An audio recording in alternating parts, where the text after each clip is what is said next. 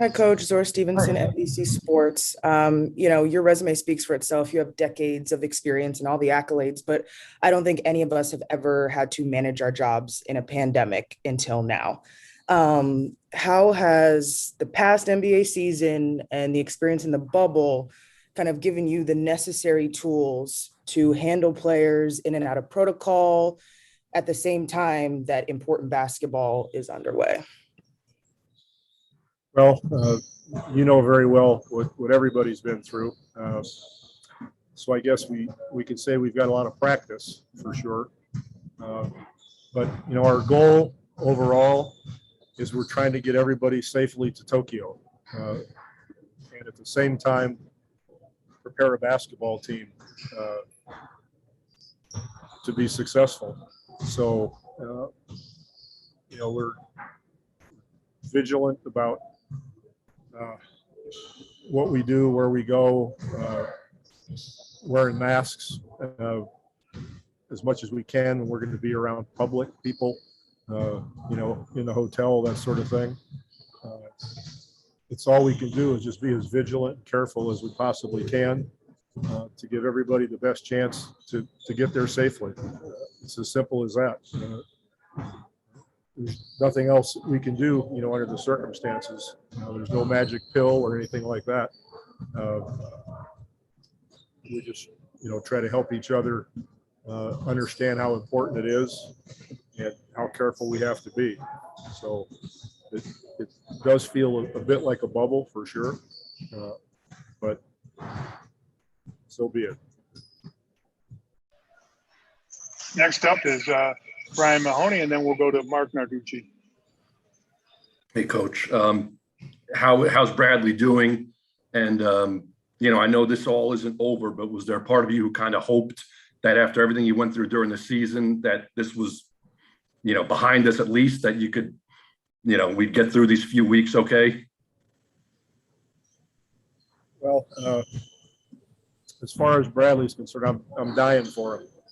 We all are. Since he's a little kid, this has been a dream of his, and he was playing great. He was having fun. Being a big part of us coming together chemistry-wise and as a family. And so for him and for his family, immediate family, it's devastating. So we just feel horrible about it.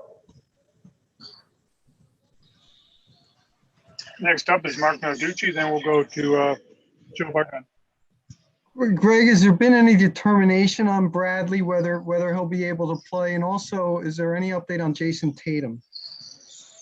Well, I was told that Bradley will be, ineligible to participate in the Olympics. I think it's already come out, if I'm not mistaken. I think that's public information. Okay, and Jason Tatum, any update on him?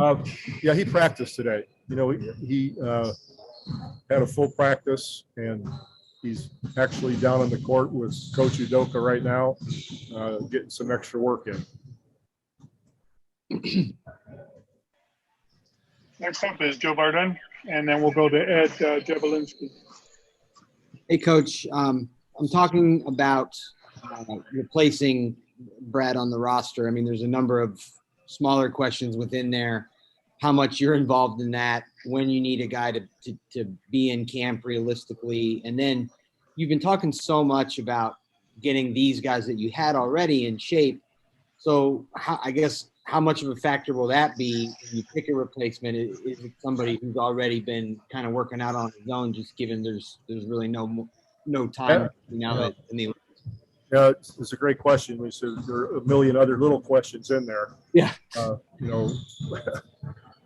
We one of the major considerations in picking somebody is that most of these guys, it's gone so late. Season ends for a lot of people in May, and they shut down for a while and then come back to to the USA camp. But this year, the problem is picking somebody. We have to make sure that somebody's in shape because we don't really have time. Once we get there, with just a couple of practices to get them in shape. So that's a consideration. It's tough to just walk in here and be able to do this. And for the last week, we've been working on how we want to play, at both ends of the court. So somebody's coming in kind of blind, and if they're out of shape, you're not sure how much that can help. So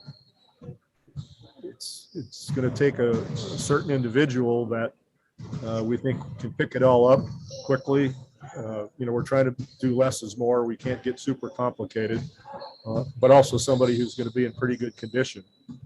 So, we're going through names just probably like all you guys in the media are, and trying to decide what we think would fit. Some people may not be ready to come. Some people may not be interested. Some people may be in rehab. Some people might be free agents. There's all kinds of reasons. So we're going to have to pretty quickly here find someone we think will fit with all those sort of mini questions having to be answered. Thank you. Well, Up next is Ed Javelinsky and then Chris Cruz. Hi, Coach. Edanas Sablonskis from Basket News.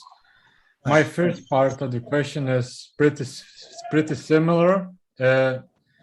Ideally, if you have that player in shape, what kind of qualities you're looking? Is it more of playmaking, or is it shooting, or anything else?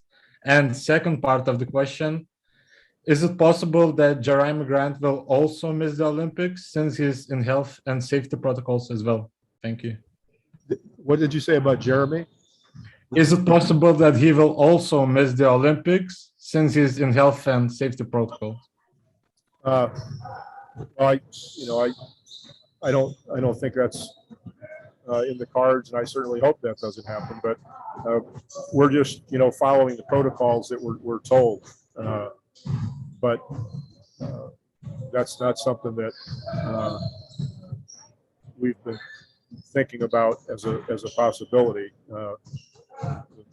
The protocols that are set, must be followed, and we did that today with Jeremy. But and one of the reasons is to follow those closely, because our primary job, besides trying to be successful as a team, is to get there safely for all these young men. We want to do everything we can to make sure that's possible. So on the other point,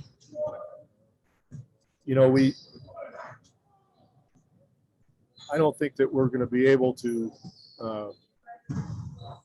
say, we want a point guard, or we want a shooter, or we want a big man. We want a basketball player, somebody that will be able to go out on the court and help us win and be a good teammate.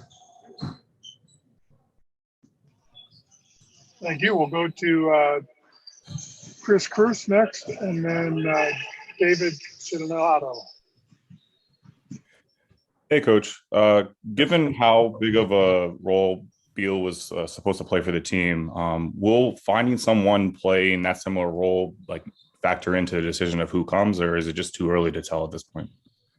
I don't think that we can replace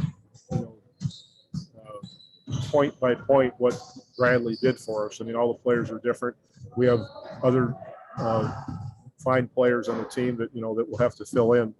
But as I said, we want to have somebody who, when they come in the game, can keep the momentum, make us a better team, and be a good teammate. So, Bradley is, there's no doubt he's a huge loss.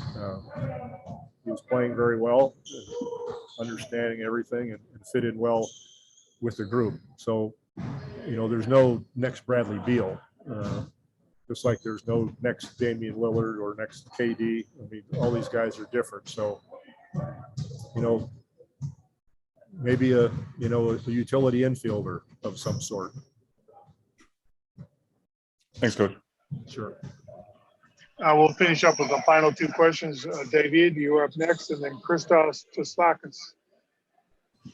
Hi, Coach. Davide Chinellato here from Gazzetta in Italy. I have a broader question for you.